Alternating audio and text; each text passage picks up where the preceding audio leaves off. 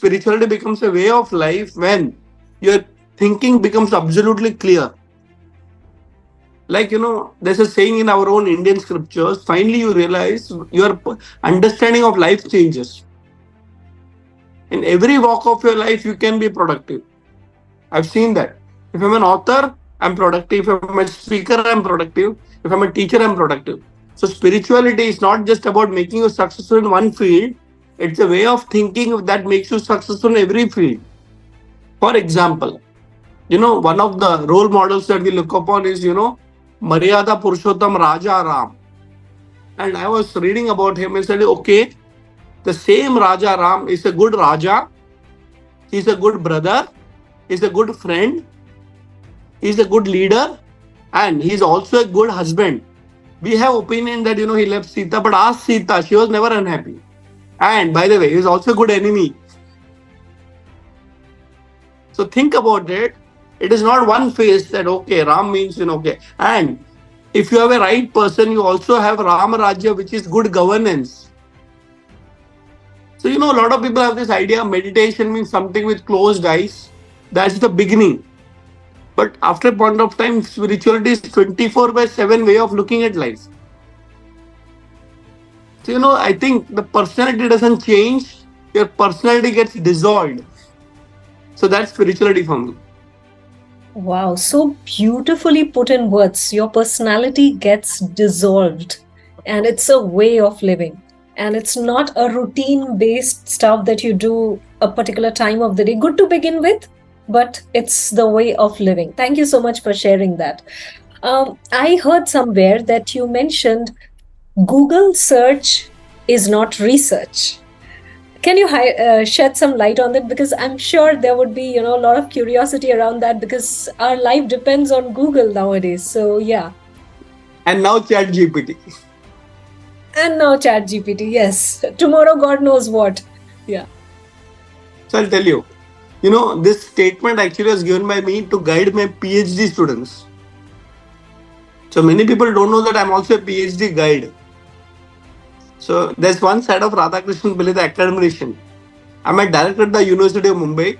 I get a lot of students globally in the research of Indian scriptures. Globally, I have students. I teach in some of the foreign universities also. I will tell you what happens. Today's generation has got the advantage of technology, right? Information is on their fingertips.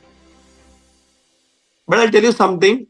The real research is not just about data collection, but using a brain to bring in insights. And on the fingertips, you have your Google, right? So I was taking a class for my students on PhD, how to do it.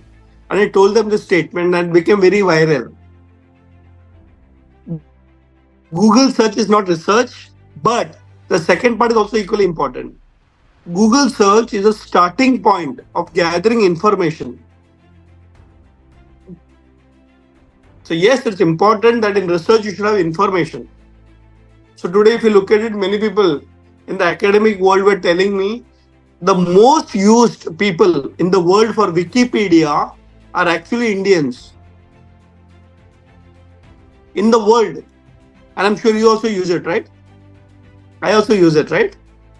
Because Wikipedia is a very structured way on any topic.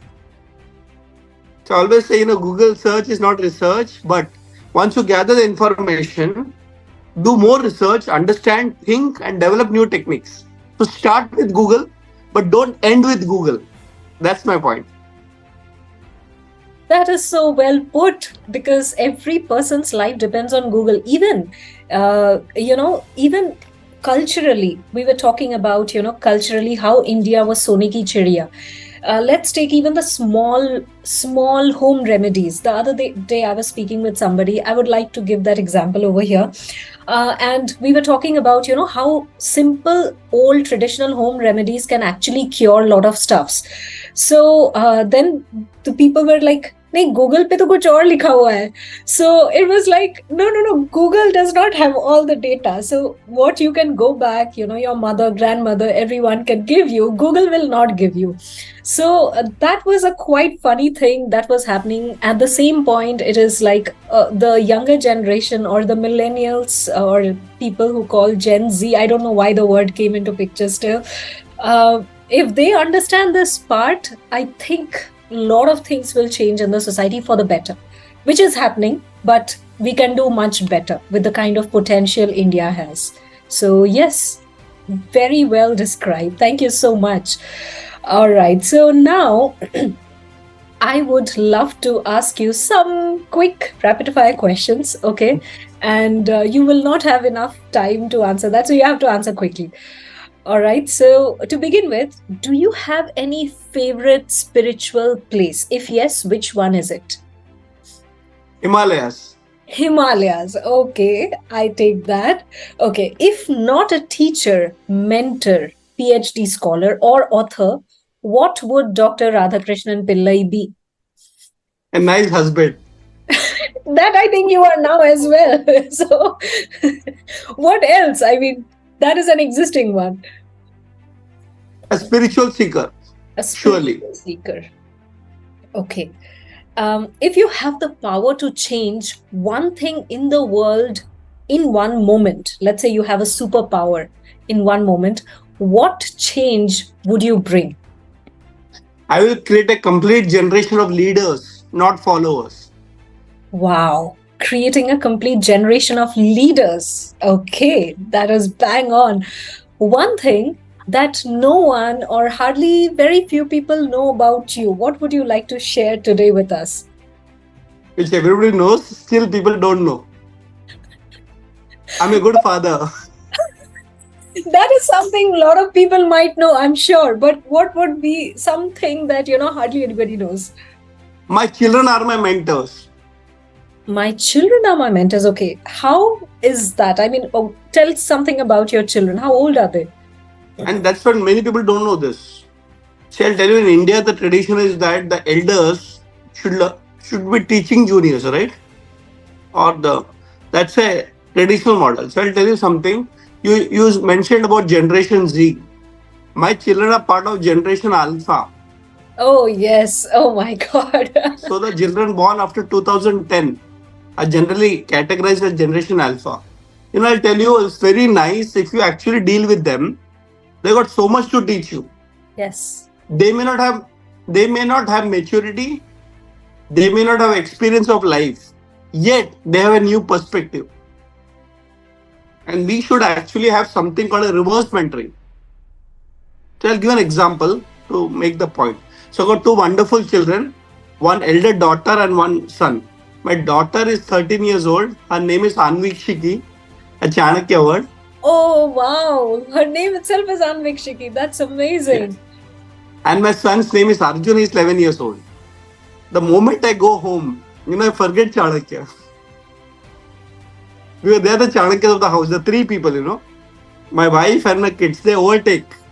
That is amazing. Oh my God. First of all, I love the name.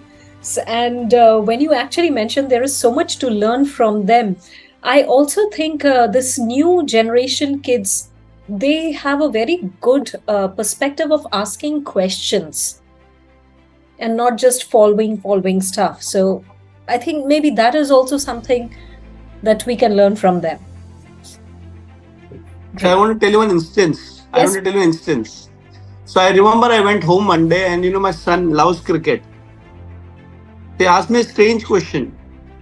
Papa, do you know who makes the maximum money in cricket? Today we are having the World Cup going on. So cricket में सबसे ज़्यादा पैसा कौन बनाता है? My mind started thinking, Virat Kohli, Mahendra Singh Dhoni, Sachin Tendulkar. You know what was his answer? Can you believe it? Is that Neeta Ambani?